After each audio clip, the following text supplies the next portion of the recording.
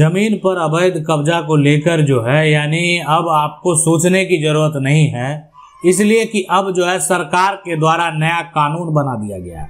और सरकार के द्वारा जो नया कानून बना दिया गया ना, अब घबराने की जरूरत नहीं है।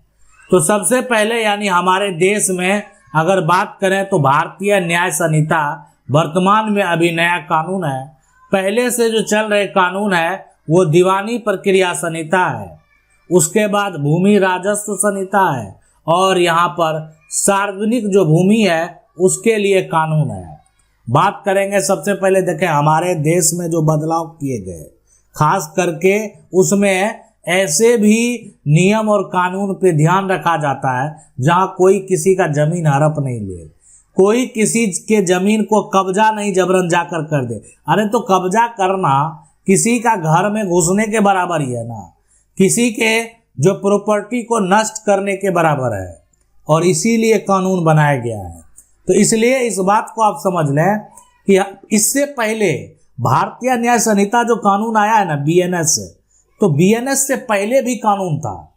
ऐसा नहीं है कि बीएनएस जो है ये नया कानून आ गया, इससे पहले भी कानून था लेकिन उसमें सुधार किया गया। इससे पहले आईपीसी जो है, आईपीसी यानी जो बोलते थे भारतीय दंड संहिता, ये था कानून, भारतीय दंड संहिता, दंड संहिता। अब ये हो गया, अब हो गया बीएनएस। इसमें जो भारतीय दंड संहिता है ना, उसमें धारा 441 था, यानी आईपीसी का धारा 441 जो है ये था कि कोई व्यक्ति अगर आ गया ना और आपके जमीन पर जबरन कब्जा कर लिया तो उसके ऊपर जो है आपराधिक यहाँ पर जो है मुकदमा चलता था, जिसको बोलते थे आपराधिक अतिक्रमण, वो कर लिया है और उसकी गिरफ्तारी भी होगी अगर कोई ऐसा करेगा तो।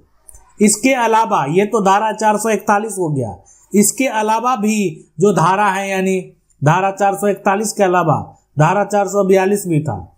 धारा यहाँ पर जो है 448 के तहत भी कार्रवाई होती थी। तो ये दोनों जो धारा है ना 442 और 448, ये यानी कब्जा से संबंधित है, और वो भी अवैध कब्जा। ये अवैध कब्जा से संबंधित पहले था। अगर गलत तरीके से कोई आपकी जमीन पर कब्जा करता है, कोई अगर गलत तरीके से आपकी जमीन को हड़प लेता है, आपका फसल बर्बाद कर देता है, ऐसे सिचुएशन, ऐसे कंडीशन में आईपीसी की धारा के 442 और 448 के तहत उसके ऊपर कार्रवाई की जाती थी। लेकिन अब जो है नया कानून भारतीय न्याय संहिता, यानी इसको जो है एक तरह से जैसे ही पास हुआ बदल गया है कानून। तो आखिरकार बीएनएस में क्या हुआ, तो बीएनएस में जो है ना, बीएनएस की धारा जो आपका ये 441 था आपराधिक अतिक्रमण वाला ना, तो इसको बोलते हैं कि बीएनएस की धारा जो अभी देखने को मिलेगा वो कौन सा धारा है, यानी 441 है, यानी बीएनएस की धारा 329 में आपको मिलेगा। अब उसके बाद जो है यानी आईपीसी की धारा जो 442 है, ये बीएनएस यहाँ पर की धारा जो है यानी 300, बीएनएस की धारा 330 में मिलेगा। 448 है तो यहाँ पर जो है बीएनएस की धारा जो है यानी 331 में दिखेगा। तो ये है कानून, ठीक है। जमीन पर अगर कोई अवैध कब्जा कर लिया, आपकी जमीन को कोई अगर हड़प लिया है, तो ये कानून है, और इसको फॉलो करने के बाद जो है ना, यानी अब वो नहीं कर पाएगा, इसलिए कि इसमें सजा का प्रावधान है। गलत करेगा तो बुरी तरीके से फंसेगा। इसके अलावा दूसरा जो है वो भी समझना आपके लिए जरूरी है, यानी दीवानी प्रक्रिया संहिता सीपीसी 1908 जो है। अब ये कानून कौन सा कानून है? ये तो हो गया कि गलत तरीके से अगर करेगा और ये मुकदमा अगर दर्ज हो गया तो उसके ऊपर कानूनी कार्रवाई होगी, पुलिस के द्वारा उस व्यक्ति को गिरफ्तार किया जाएगा और उसमें जो है सजा का भी प्रावधान है। अब ये कार्रवाई कब करेंगे? जब आपकी जमीन का कोई गलत तरीके से फर्जी कागजात बनाकर कब्जा कर लिया। एक तो फर्जी कागजात बना लिया, उसके बाद कब्जा कर लिया। ये कार्रवाई अब कब करेंगे कि कब्जा बहुत दिनों से है ना, कब्जा यहाँ पर कई सालों से है। तो ऐसा सब सिचुएशन जो होता है ना, अगर उसमें किसी प्रकार का रोक की जरूरत हो तो आप देखेंगे यहाँ पर जो है ऑर्डर 39 रूल 1 जो है 1 एंड रूल 2 ये जो है आपका यहाँ पर है स्टे ऑर्डर के लिए, स्टे ऑर्डर।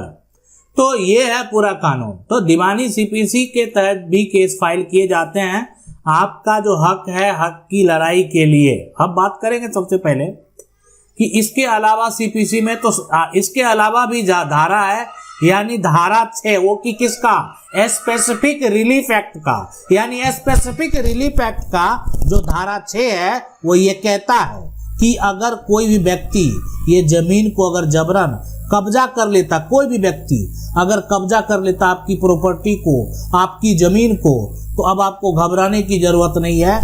यानी अगर आपको गलत तरीके से छीना गया है तो वो कब्जा जो है आपको वापस मिलेगा।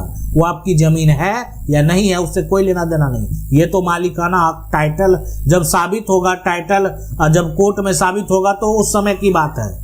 लेकिन अगर आपकी जमीन, आपके पास जो जमीन है, अगर वो जमीन को गलत तरीके से हड़पा गया है, उस जमीन को गलत तरीके से छीना गया है, तो आप उस जमीन प्रॉपर्टी को कानूनी तरीके से जो है वापस ले सकते हैं। ये आपका अधिकार है। और ये धारा 6 जो है वो स्पेसिफिक रिलीफ एक्ट में ऐसा कहा गया है, यहाँ पर रिलीफ जो है एक्ट, रिलीफ एक्ट उसमें धारा 6 1963 उसका धारा 6 में जो है आप अवैध तरीके से, गलत तरीके से अगर आपको बेदखल किया गया तो आप उसको वापस प्राप्त कर सकते हैं। अब है भूमि राजस्व संहिता। तो भूमि राजस्व संहिता की अगर बात करें या भूमि सुधार कानून, तो हर राज्य का ये कानून है। यानी हर राज्य, यानी जितने कहना सभी राज्य, यानी आपके देश में जितने भी राज्य हैं सभी राज्य के लिए यहाँ पर जो है लैंड रेवेन्यू कोड है। अब ये लैंड जो रेवेन्यू कोड है तो इसके लिए जो कानून है इसमें जो है यानी भूमि सुधार हो गया। तो जैसे बिहार भूमि सुधार अधिनियम है, बिहार में जो है बिहार यहाँ पर भूमि सुधार अधिनियम। इसके अलावा यूपी यहाँ पर जो है यूपी राजस्व यहाँ पर संहिता। इसके अलावे अगर आप जो है मध्य प्रदेश से हैं तो वहाँ पर जो है यानी मध्य प्रदेश प्रदेश जो है भू राजस्व संहिता, भू यहाँ पर राजस्व जो है संहिता। तो ये सभी कानून है। इसी प्रकार झारखंड के है ना, दिल्ली के, उसके बाद उड़ीसा के सभी राज्य के अलग अलग जो है एक लैंड रेवेन्यू को एक तरह से कोड है।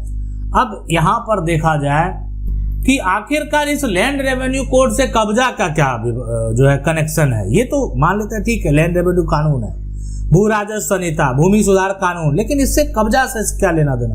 देखें इसमें क्या होता है कि इसमें जो लैंड रेवेन्यू एक तरह से यहाँ पर जो है कानून है, तो उसमें जो एसडीएम है, जो या कह सकते सीओ है, एसडीएम है या एडीएम है, ठीक है, ये जो या तहसीलदार के हैं, ठीक है, तो ये सभी के जो है ना कब्जा हटाने के लिए इनके पास पावर दिए होते हैं कि अगर गलत होता है तो आप कार्रवाई करें। अगर किसी प्रकार का कोई भूमि में सुधार की जरूरत है तो सुधार करें। तो तहसीलदार का काम हो गया, सीओ का काम हो गया। इन सभी जो है एक तरह से छोटे मोटे जो विवाद हैं उस पर अगर कोई समस्या है, नहीं जमीन संबंधी कोई समस्या है, तो आप जो है यानी इस कानून के तहत जा सकते हैं उनके पास। उनको भी पावर दिया गया कि नहीं देखें आप जो है लोगों की मदद करें, अगर किसी प्रकार का कोई समस्या से जूझ रहा है तो उसका समस्या का हल हो, ठीक है।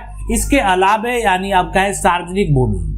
सार्वजनिक भूमि की अगर बात करें सबसे पहले तो ऐसा कंडीशन जो होता है ना, इसमें जो है कि अगर कोई आप जो है यानी नगर जो पालिका है, नगर पालिका या आपका गांव है, पंचायत जिसको बोलते हैं, पंचायत हो गया, तो ये हो गया कि इसमें भी कानून बनाए जाते हैं। नगर पालिका हो, पंचायत हो, अब इसके लिए कानून बनाए जाते हैं सरकारी जमीन को लेकर, सरकारी जमीन को लेकर, ठीक है। आप सरकारी जमीन में क्या होता है कि पंचायत में बहुत लोगों का कब्जा है, नगर पालिका में बहुत लोगों का कब्जा है, तो अब ये जो है सरकारी जमीन को लेकर जो है अधिकारी को यहाँ भी पावर दिया गया है, ठीक है। यानी प्रशासन के द्वारा आखिरकार जो है एक तरह से नोटिस लेकर वो आएंगे और जबरन जो है कब्जा खाली करा देंगे।